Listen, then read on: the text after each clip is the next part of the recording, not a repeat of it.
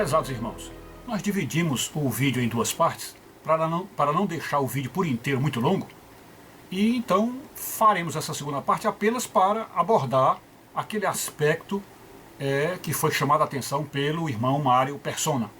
Então nós vamos explicar essa parte, porque ele fala como o protestante fala. Não há diferença nenhuma. O que você ouviu dele é o que o protestante diz.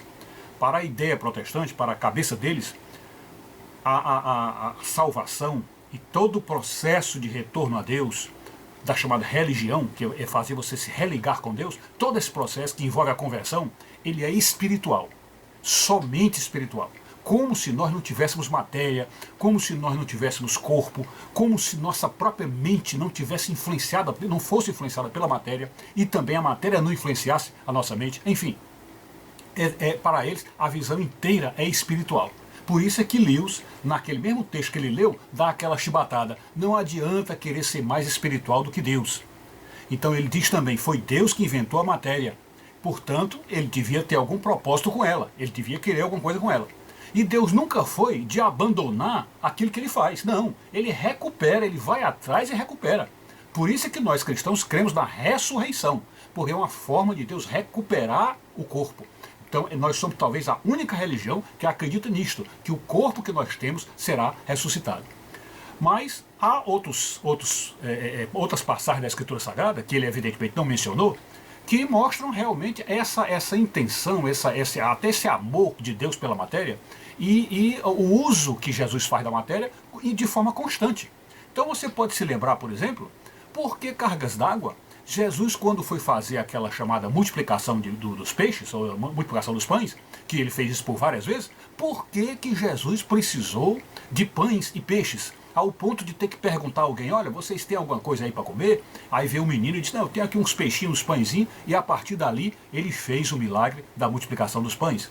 Isso não foi só uma vez, a Escritura Sagrada fala desse milagre em diversas ocasiões. Aquela outra passagem que é uma passagem altamente significativa e sintomática, que foi quando um cego se aproximou dele, e acho que foi nessa ocasião que o cego, ele perguntou ao cego: o que é que você deseja? Ele disse: Senhor, que eu veja. Aí parece que nessa ocasião, que ele podia simplesmente, com um pensamento, apenas um lance de pensamento, ele podia ter feito o cara recuperar a vista de imediato. Mas não, o que é que ele fez?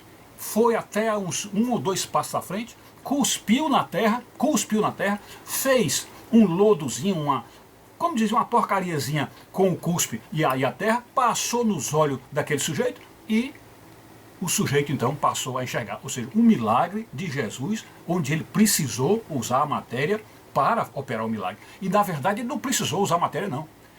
Veja que ele podia fazer uma cura mentalmente, espiritualmente, usando nada. Ele podia ter feito assim. Mas então ele foi procurar a matéria e usou a matéria como que didaticamente, mostrando: olha, o caminho da salvação precisa usar a matéria.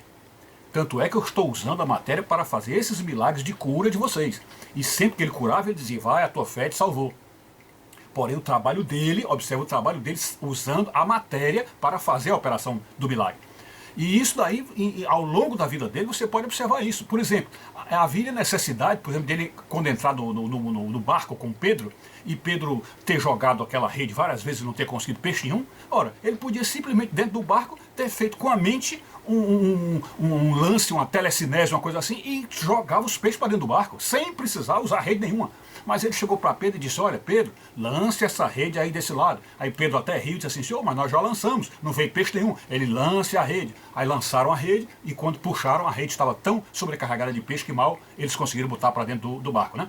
E, enfim, por fim, a gente se lembra daquele momento, o momento mais precioso de toda a história da salvação, né? De tudo que a Escritura Sagrada relata, é que depois de Jesus ter morrido, e de ter ficado realmente sobre aquela mesa de pedra lá dentro do túmulo, onde o túmulo depois apareceu vazio, eles estão então reunidos dentro de uma sala fechada, de um ambiente fechado, e Jesus passa pela parede, passa pela porta, sem que a porta fosse aberta, ou sem que a parede fosse aberta, ele se posta ali no meio, mostrando que era espiritual, certo? Porém aí morre a conversa, aí ficaria a conversa protestante aí. Jesus é espiritual, mas Jesus vai, se senta na mesa e come um peixe com eles, come um peixe com eles. Então, como é que um espírito, se fosse apenas espírito, poderia comer um peixe? Então, ao longo da Escritura Sagrada, ao longo do Novo Testamento, está bem claro o uso da matéria por Deus. Então, C.S. Lewis entendeu perfeitamente isto, até porque foi ele que melhor explicou a ressurreição. Ele entendeu perfeitamente o uso que Deus faz da matéria e diz que realmente no batismo, que a Escritura Sagrada tem essa passagem clara que diz: crê no Senhor Jesus Cristo e serás salvo, tu e a tua casa. E aí perguntaram: Senhor, o que preciso fazer para ser batizado? Então ali estava já a importância do batismo para a salvação. Então o batismo que a Escritura Sagrada propõe já carrega aí um componente de abertura da pátria celestial. Já é uma entrada, como se fosse um selo para garantir a entrada da pessoa no reino de Deus.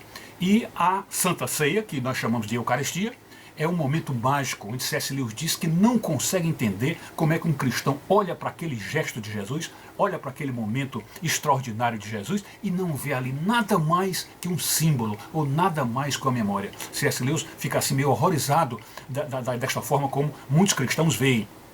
Isso ele fala lá naquele livro Cartas a Malcolm, Oração, Cartas a Malcolm, ou naquele outro, que eu confundo sempre os dois, aquele que se chama Cartas a uma Senhora Americana. Eu, num desses dois livros, tenho a impressão que é no Cartas a Malcolm.